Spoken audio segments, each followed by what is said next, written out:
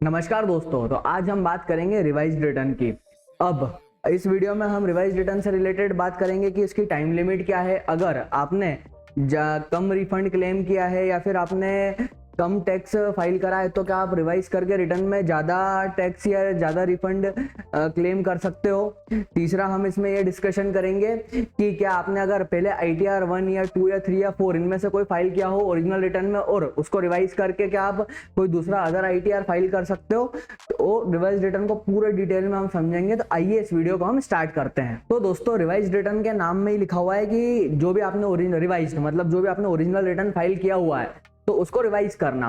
अब देखो, revise return में क्या लिखा हुआ है कि अगर आपने सेक्शन 139(1) में या सेक्शन 139(4) में अगर कोई रिटर्न फाइल करा है, अगर सिंपल भाषा में बोलूं, सेक्शन 139(1) मतलब जो नॉर्मल रिटर्न अभी हम लोगों ने सैलरी वाले जितनों ने भी रिटर्न फाइल करे हैं, जो अपने 31 जुलाई जिसकी लास्ट डेट होती है, वो सब हमारे सेक्शन 139(1) के अंदर आते हैं। जो नॉन ऑडिट वाले हैं और जिनका ऑडिट होता है उनकी लास्ट डेट होती है 31 अक्टूबर। ठीक है, तो इन सेक्शन में जिन्होंने रिटर्न फाइल करे हैं। दूसरा, अगर इन सेक्शन में कोई रिटर्न फाइल करना भूल गया या फिर किसी ने फाइल नहीं कर पाया तो उसके पास क्या ऑप्शन होता है कि वो सेक्शन 139(4) बिलेटेड रिटर्न में जाता है। अब इसकी लास्ट डेट क्या होती है बिलेटेड रिटर्न की? वो होती है 31 दिसंबर।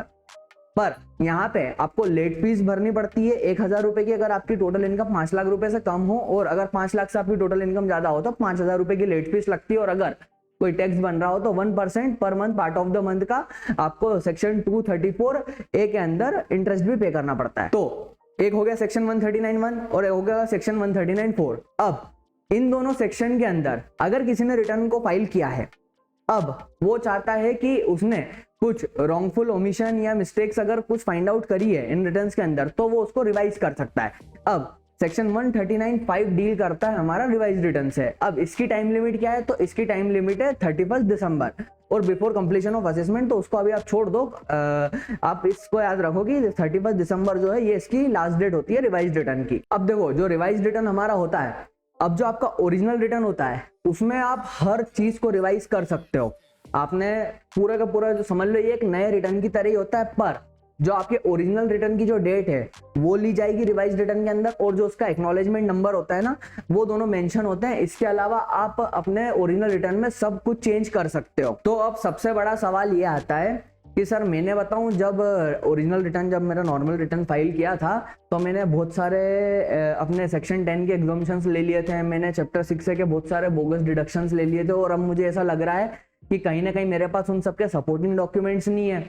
तो क्या मैं रिटर्न को रिवाइज कर सकता हूं? और अगर मेरा ज्यादा रिफंड बन रहा हो या फिर मेरा बहुत कम टैक्स लाइबिलिटी बन रही हो तो मैं चाहता हूं कि मैं टैक्स लाइबिलिटी भी पे करने के लिए रेडी हूं, और अगर मेरा बहुत ज्यादा रिफंड बन रहा है तो मेरा रिफंड जितना बनेगा एक्चुअल में उतना मैं लेने के लिए रेडी हूं। तो क्या मैं इस रिटर्न को रिवाइज कर सकता हूं? तो जी हाँ, आप बिल्कुल इस रिटर्न को रिवाइज कर दीजिए, कोई प्रॉब्लम नहीं है। क्योंकि अगर उन्होंने आपको कोई स्क्रूटनी में नोटिस वगैरह नहीं भेजा और आप आगे से कर रहे हो, कोई इशू नहीं है, आप कर दीजिए। अब इसके विपरीत एक और स्थिति आती है। होता क्या है, एक ऑर्गेनाइजेशन में 5 एम्प्लॉइज है, काम कर रहे हैं, ठीक है। 4 ने तो अच्छे जो भी प्रोफेशनल उनसे रिटर्न फाइल करवाया, जो भी उनके एग्जाम्पशन डिडक्शन बने उसके हिसाब से उनका जो भी रिफंड बन रहा था एज पर लॉ वो आ गया। बट एक एम्प्लॉय ने क्या करा कि कहीं से ऐसी जगह से रिटर्न फाइल करवाया जहां पे कि उसको बहुत ज्यादा रिफंड बन रहा, और वहां पे उन्होंने जो भी है क्लेम करे एग्जाम्पशंस। अब उसने आकर के बोला कि यार आपके रिफंड तो 4-5 हजार रुपए का बन रहा है और मेरा तो 50 हजार का रिफंड बन रहा। अब रिटर्न तो सभी फाइल कर चुके हैं, तो इन लोगों ने बोला कि चलो ठीक है, अपन एक काम करते हैं कि अपन अपने रिटर्न को रिवाइज करते हैं और अपन ज्यादा रिफंड क्लेम करते हैं। तो क्या हम ऐसा कर सकते हैं? देखो, सेक्शन 139(5) जो रिवाइज रिटर्न है ना, उसके सेक्शन में ऐसा लिखा हुआ है, सेक्शन 139(5) में डिस्कवर एनी ओमिशन और रॉन्गफुल स्टेटमेंट। ठीक है, डिस्कवर एनी ओमिशन और रॉन्गफुल स्टेटमेंट, ये सेक्शन में ये वर्डिंग को लिखा गया है। और अगर इसके लीगल इंटरप्रिटेशन पे जाए तो आप सीधी सी बात है, आपने कोई गलती नहीं करी है, कोई ओमिशन नहीं करा है और कोई रॉन्गफुल स्टेटमेंट में नहीं आ रहा, आप ये wilfully as a fraudulent manner में ज्यादा रिफंड क्लेम करने की बात कर रहे हो, तो आप इस केस में रिटर्न को रिवाइज ना ही करो तो बेटर है, क्योंकि स्क्रूटनी के चांसेस बहुत ज्यादा हायर हो जाते हैं इस केस में। अब दूसरा सबसे महत्वपूर्ण एक सवाल ये आता है कि सर, मैंने जो पहले ITR 1 फाइल करा था, जो मैंने नॉर्मल रिटर्न फाइल करा था वो मैंने ITR 1 फाइल कर दिया था, बट मुझे बाद में पता चला कि मेरे पास शेयर मार्केट की इनकम भी है, तो कायदे से मुझे ITR 2 या ITR 3 फाइल करना था।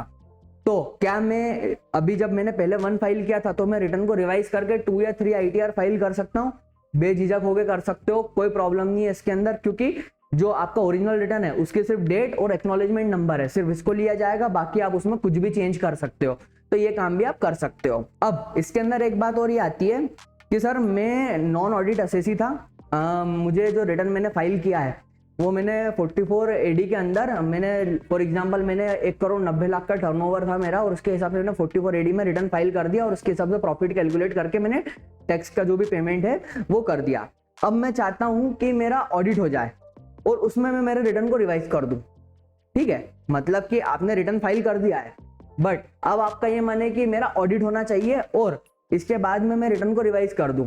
तो क्या ये पॉसिबल है? देखो लीगली तो ये पॉसिबल है, पर सेक्शन 139(5) में जो बात करी गई है वो बोला गया है कि अगर आपने कोई ओमिशन या रॉन्गफुल स्टेटमेंट डिस्कवर करा है आपके रिटर्न में तो ये आप ये कर सकते हो, पर अगर आप ये काम करते हो तो इसमें स्क्रूटनी के बहुत हायर चांस होते हैं। तो इस चीज से अगर बच के रहो तो ज्यादा बेटर है, वरना स्क्रूटनी में आपका केस फंसता ही फंसता है। अब एक बात और आती है कि हमने सर रिटर्न फाइल करा था पर हमने कोई भी लॉस वगैरह क्लेम नहीं करा था, बिजनेस एंड प्रोफेशन में या कहीं पे भी हमने कोई भी लॉस क्लेम नहीं करा था, पर अब हम ये चाहते हैं कि हम हमारे रिटर्न को रिवाइज कर दें और हम वो रिवाइज रिटर्न के अंदर लॉस को क्लेम कर लें। तो सर क्या ये चीज पॉसिबल है? देखो 139(3) एक सेक्शन होता है, उसमें बात करते हैं अगर आपने 31 जुलाई के पहले पहले अगर रिटर्न फाइल किया है तो ये हम आपको business and profession capital gains जो इनके लॉसेज है इनको कैरी फॉरवर्ड करने की इजाजत देंगे। ठीक है, पर अब अभी आपने क्या करा है कि आपने तो नॉर्मल रिटर्न फाइल कर दिया है, उसमें आपने कोई भी लॉस को क्लेम नहीं करा है और 31 जुलाई के बाद में आप कर रहे हो रिटर्न को रिवाइज। तो यहाँ पे एक सुप्रीम कोर्ट का लैंडमार्क जजमेंट था हमारे ये PCIT वर्सेस विप्रो लिमिटेड के केस में कि आप अगर नॉर्मल रिटर्न आपने फाइल करा है 139(1) में और आप लॉस को कैरी फॉरवर्ड करने के लिए रिटर्न को रिवाइज कर रहे हो तो वहां पे उस क्लेम को डिसअलाउ कर दिया था। आप पोर्टल पे इस चीज को कर तो सकते हो, पर क्या है कि वो स्क्रूटनी में आएगी वो चीज, और स्क्रूटनी में आएगी और अगर जो जजमेंट्स है उसके हिसाब से कहीं ना कहीं आपका केस काफी कमजोर रहेगा। तो आपने जैसे कि इसका मैं एग्जांपल लेता हूं कि आपने क्या करा कि फ्यूचर्स एंड ऑप्शन की जो हमारी इनकम होती है, तो अभी तो आपने जब नॉर्मल रिटर्न फाइल करा उसके अंदर आपने जो प्रॉफिट है वो 6% से ऊपर बता दिया और आपने नॉर्मल रिटर्न आपका फाइल कर दिया।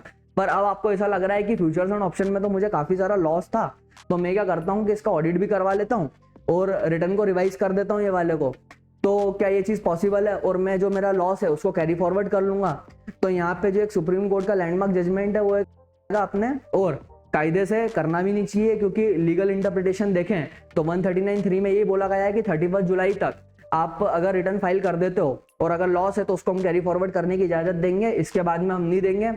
तो आराम से इस केस को हार जाओगे, तो ये लॉस वाला काम मत करना। तो दोस्तों अगर ये रिवाइज रिटर्न जो हमारी अभी हमने 31 जुलाई तक हमने जितने भी नॉर्मल रिटर्न फाइल करे हैं, अभी मैंने रिवाइज रिटर्न की वीडियो अपलोड करी है, तो आपके कुछ भी क्वेरीज हो, कुछ भी कमेंट्स हो, आप कमेंट सेक्शन में रिप्लाई कर सकते हो।